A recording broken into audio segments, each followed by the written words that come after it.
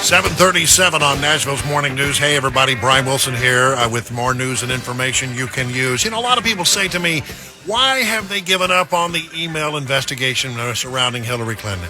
And why aren't we still poking around and trying to find out what really happened in Benghazi? Well, the fact of the matter is those investigations are ongoing. They've been renewed under this Department of Justice and William Barr, the current Attorney General.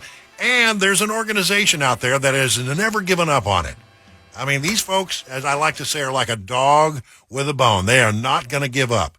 They're going to keep asking the questions and filing FOIA requests, Freedom of Information Act requests. They are Judicial Watch.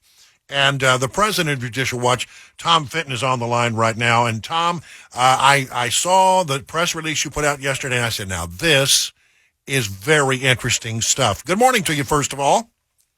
Good morning and happy Independence Day. Yeah, Pat, thanks. Back at you.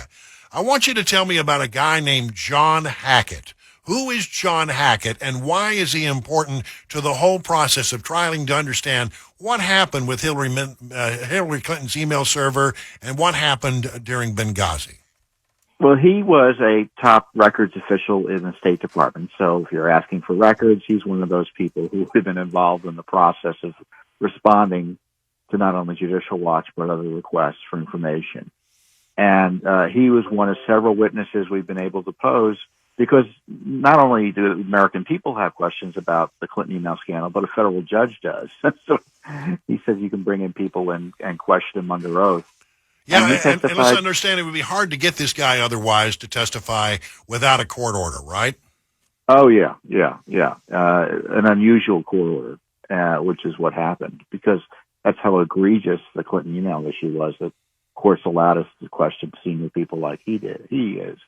Now, he's left the State Department, and you'll see why. He warned on the Hillary Clinton email issue. He saw this big picture of her using a BlackBerry, and he said, well, what's going on here? Is there an email system here? Is there an email account that we need to know about when we're responding to records requests? And he told his colleagues and his superiors. They didn't do anything about it. In fact, they kept, despite knowing there was an email account, they refused to tell anyone about it, even though we were asking about it. So he's the first one to raise the issue of something going on there that we're not capturing. In other words, the email traffic, if she's got a BlackBerry, we don't know anything about a BlackBerry. So what is the BlackBerry, and where are those emails being kept? Yeah, but of course, when he had raised that, they had already known she was using a system and was lying to people about it. And we found another discovery. The Obama White House was orchestrating that. And then on top of everything else, then the emails become acknowledged out there, at least within the State Department. And he said, well, who's reviewing these records and make sure we're getting them all? And they say the Clinton lawyers. And he said, well, what's the process they're using? And sure enough, they didn't follow the rules, and they just deleted 33,000 emails infamously. Yeah, he began asking a lot of questions. The Department was warned. They did nothing. So he begins asking questions about what are the procedures under which these 30,000 emails are being called out of the regular email and he's basically told, you don't really want to get involved in that, right? Yeah, they didn't do anything about it. And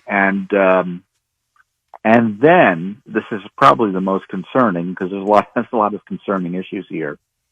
They're responding to congressional requests about Benghazi, and of course our FOIA requests about Benghazi. And they're looking at the Clinton emails, and they see this classified material, and there's pressure internally in the State Department to not mark it as classified and mark it as something else, thereby putting into the system, into the public domain, national security information that should have been protected. In other words, why were they doing that? Yeah, go ahead. Go ahead. You were going right where I wanted you to go. Go ahead. Why are they doing that? In my view, to protect Hillary Clinton. The less classified information on our system, the better off she is, both legally and politically, and of course protect themselves. And they placed our national security at risk to do so. So they doubled down on her violations and then the risk she put to national security by releasing material that should have been classified, pretending it wasn't. Oh, my goodness. And so the regular FOIA process which is very involved and has a number of people who are experts in the issue of determining whether something should be classified, whether it should be allowed to be made public or not, was not followed at all in the case of Hillary Clinton's email server. In fact, it was interfered with, and because they were trying to protect her. And I think the court's going to be unhappy when he finds out more about this. Yeah, so you have this deposition, which you now have done. There are other depositions that you have taken of late, and more. Do you have more to do? Well, this first round is over. I mean, we just had a deposition of the Clinton lawyer who deleted the emails under the supervision of others. She says she received immunity from the Obama Justice Department. How about that? Unbelievable. That's Cheryl Mills, right? Or is that, no, this is the lawyer Cheryl Mills hired to do all the work. And she was granted immunity by the Justice Department back during the Obama years, right? Yeah, and ironically, the lawyer who deleted the emails had worked with Hillary Clinton over in the State Department and knew about the system at the time. And it's interesting, her testimony contradicts what she told the FBI. She told the FBI she didn't find out about it until she read it in the newspaper. She told us she found out about it while she worked at the State Department. So they can't get their story straight, can they? You need to get your story straight if you're telling something to the FBI, as many folks have learned the hard way. So there may be some problems there for Heather Samuelson as well. All right, so here's the big picture. The Department of Justice under William Barr is now they are now looking at the email issue again. The Attorney General is also looking into the FISA warrants process and all of that. How does what you're doing over at Judicial Watch play into what they are doing? And do you think they are finding information in your depositions that are more than just passing interest? Well, I have no idea because obviously they haven't done this work. We're doing the work, but Brian, it's been over the objections of this Justice Department. They didn't want us to take this discovery. They didn't want us to get more opportunities the court gave us to ask questions about the Clinton email issue. Both the State Department and Justice Department has objected to this. So I'm hoping it's just one office and not the prosecutor. Well, do you detect a change since William Barr? I mean, because William Barr has said he's going to look into some of these matters that in the past have not been examined. He has said that, and I'm hopeful that will turn out to be the case.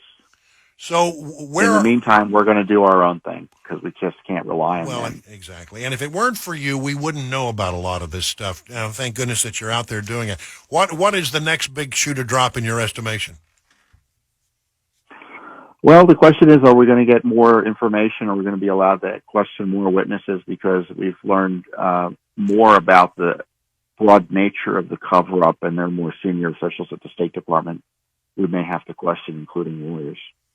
Well, listen, God bless you for what you do, because I'm a big fan of your work.